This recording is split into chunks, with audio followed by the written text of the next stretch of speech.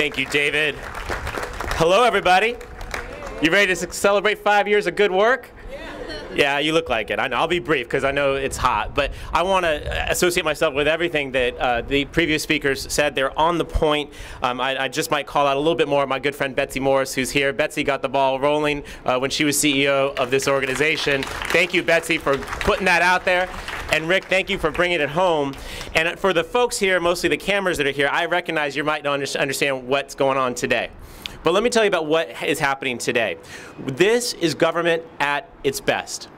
This is us seeing a problem, anticipating it in advance, and solving it before it became a crisis. We knew in the last decade that the federal government's reductions in subsidies to public housing would make public housing a blight on communities, not the kind of thing that we want when it comes to affordable housing. And so we made the bold decision to exit that program, but make a promise to deliver more affordable housing to families in this community. And you heard Rick explain that not only did we do that, but we exceeded expectations by over double. This is why today 810 families have housing in this community that would not have happened except for this program. That's why the existing 300 units that we leveraged are in better condition today because of local control. This is what has been delivered today because of the vision of so many of the people that are here. And as one member of this community, not as a council member, but as a citizen of the city of San Diego, I want to thank all of you who had a role in making it happen. You have made better lives for San Diego families. Some of the hardest working class families have better lives because of you, and I want to thank you. The only other thing I would mention is that this agreement is emblematic of the 21st century.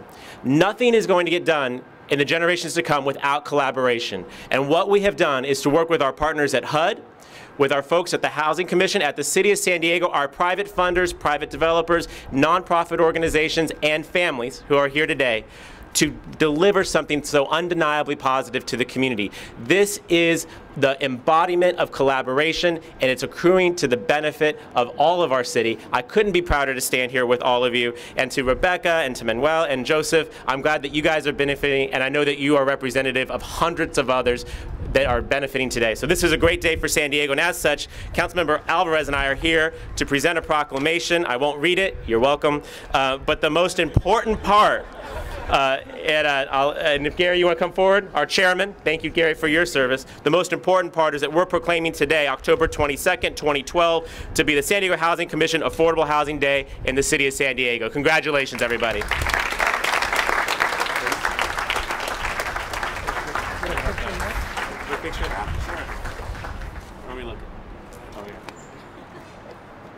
Just got a scan.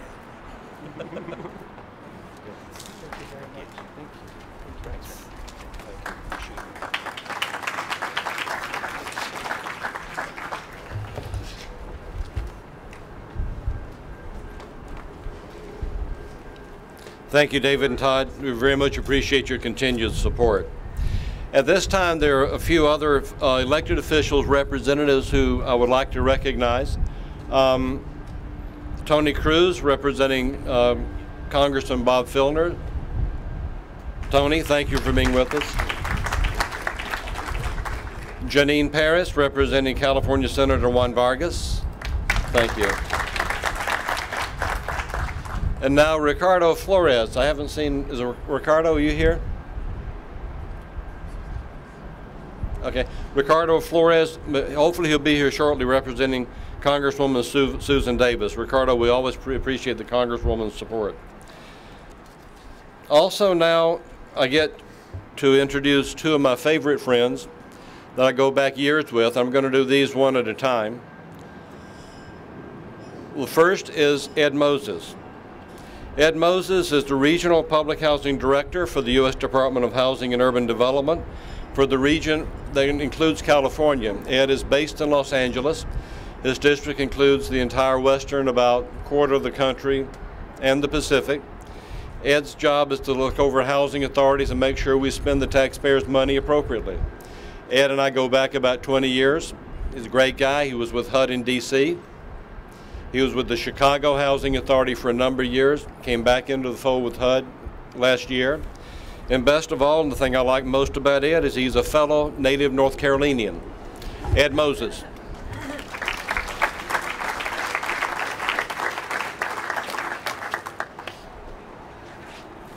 Good morning. Being that fellow native North Carolinian, and I'm very respectful of my roots and where I come from, I would first like to give all due respect to the grand architect of the universe, because through him all things are possible. With that being said, I want to congratulate all of the elected officials, my friend Rick Gentry, his wonderful staff, all of the partners and everyone else engaged in this beautiful process, particularly the families and the people who we do this for. I want to congratulate you for taking a big chance on something that no one thought would work, and you proved them wrong. This is, as the councilman said when he came up here before me, this is a true testament of how public-private partnerships should work.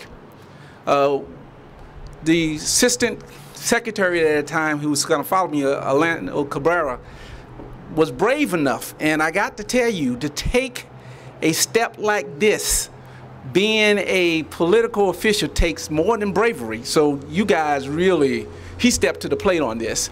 To take something this, I don't know what it is, unshapely, and to make it has shape, form, and fashion is a remarkable feat. And I have to tell you, you have done it, and you have done it well.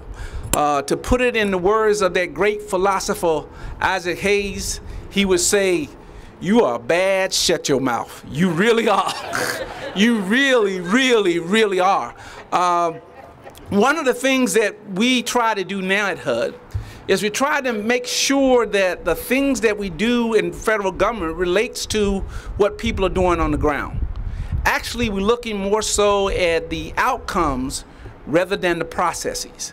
And one of the most important outcomes that we put in place in the last several years is trying to focus on making sure that we maximize occupancy and maximize Section 8 utilization. Again, you knocked the ball out the park. I don't need to tell you what you've already heard, but it is just phenomenal to take something at hand and then make it, double it, triple it, and then make it fit the needs of the people that you're dealing with. That is one phenomenal event. And as Deborah told me when I came here to get an introduction to this some time ago, was you ain't seen nothing yet, right? You still got some more to go. So I am looking forward to this process. I just want to congratulate you on the strenuous and heavy lifting that you've done. You've shown yourselves to be leaders in this industry. You have shown the nation the way to make sure that not only do we create but preserve affordable housing in communities that need. And I just want to thank you on behalf of HUD, particularly my Assistant Secretary Sandy Enriquez and his buddy DJ Lavoie, to say thank you so kindly for showing us the way. And we will tell you right now, I am not afraid to say we will steal this and take it every place we go. Have a great one. Thank you so kindly. And Rick, oh God, I'm so glad I did this, because I would have been real embarrassed if I didn't have something. This is something from HUD that basically recognizes 5th year anniversary and your uniqueness in making this come off. Thank you so kindly. I'm not sure where to look at. We just can't. Okay. Thank you. All right, Appreciate it. my friend. Have a good year. Thanks for coming.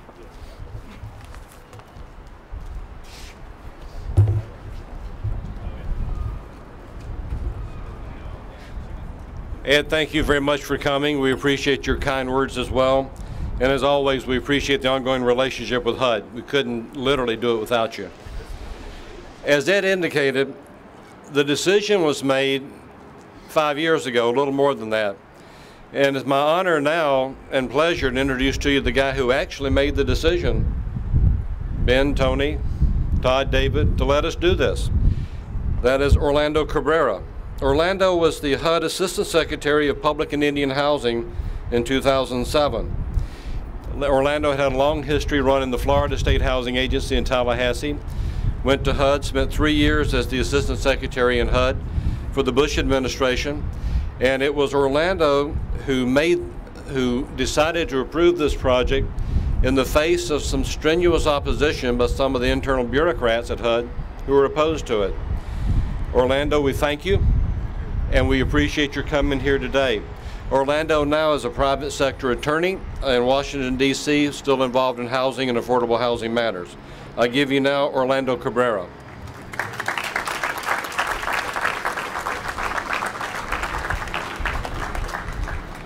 Thank you, and good morning. You know, I first wanted to thank Rick and Ed. Ed's an old friend. Rick's a very old friend. We're both getting old. Mr. Chairman, thank you for the invitation. Councilmen and Assembly members, thanks so much for coming and participating in this. And your staffs are just terrific. Look, this is a relatively easy equation, and that is, one can note that you've lost 1,366 units and lament that, but then you have to start thinking, what were they like? I've seen public housing all over this country, and I can assure you the vast majority of it doesn't look like this. And so the decision has to be made somehow to make sure that, to the degree that they can, that they do look like this. The beauty of it is you have a very committed commission and a very committed board, a very committed leadership staff with the vision to do it, and very importantly, in my view, most importantly, a very committed team at the commission.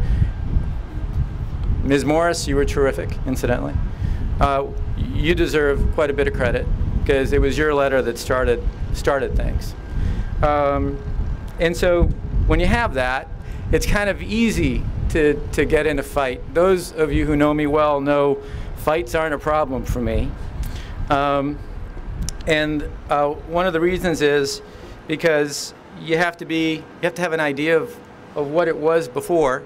And I do. I have a very personal connection to living in places where people shouldn't live. I grew up in a very difficult area of Boston where I was surrounded by public housing, and where a lot of the kids I grew up with, I lament to say, aren't with us today. And I think at the end of the day, one of the reasons is because of the conditions in which they grew up. Now, I don't care what one's political stripe is. I care that you do the best for those folks. And I think a beginning point is to remember that at the very least you have to give them a decent place to live, because kids deserve a decent place to be educated and they deserve to feel safe. One of my favorite political quotes of the last year comes from an unlikely source. May he rest in peace, and that's Steve Jobs. You know, we've lived, most of us that are my age and older, in a time when we define ourselves to be either conservative or liberal. And to tell you the truth, it's been a long time since I've defined myself in either way. He said something really interesting, which is to say the politics of the future are whether you're destructive or constructive. I definitely side with the constructive. I would offer to you that most folks, it doesn't matter what their political side, would side with the constructive. This is evidence of the constructive. So I would say that this is the future of public housing. Ed, I would proffer to you that you've already begun that course with the rental assistance demonstration, which is essentially doing what San Diego Housing Commission did with 60,000 units across the country. I love when people steal good things.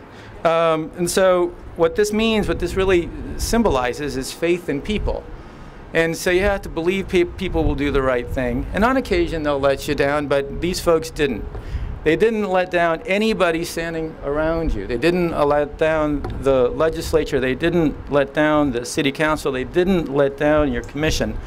And they didn't let themselves down. But the people they most came through for are the people who live here, and the people who will live in units that are financed with this idea. So I think it's a testament to commitment. I think it's a testament to commitment by all of the people involved. And so I have no plaque because I can't do that anymore. But I will say just a profound and very sincere thank you.